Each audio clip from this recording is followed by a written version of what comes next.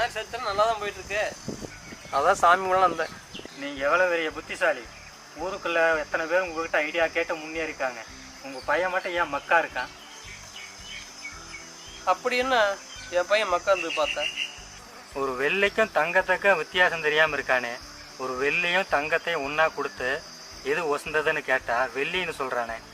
அப்படிலாம் இருக்காத, நான் வேணா விசாரிச்சு பார்க்குறேன். மாப்பிள்ள, உனக்கு ஒரு விஷயம் தெரியுமா? இன்னைக்கு என் லவர்கிட்ட ஓடி போகலாம்னு தான் ஒரு வார்த்தை கேட்டேன். அதுக்கு என்ன தெரியுமா சொன்னா? என்ன சொன்னா? ஓடியெல்லாம் போக முடியாது, வேணா பைக்கில் வேணா போகலான்னு சொல்லிட்டேன் மாப்பிள்ள. கருமாண்டா இந்த கருமாந்திர.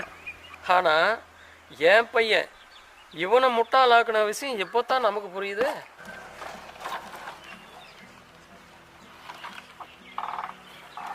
அடுத்தவங்க பார்வைக்கு முட்டாளா தெரியுறது அவங்க தப்பு இல்லை, ஆனால் முட்டாளா நினைக்கிறாங்க பார், அதுதான் அவங்க தப்பு.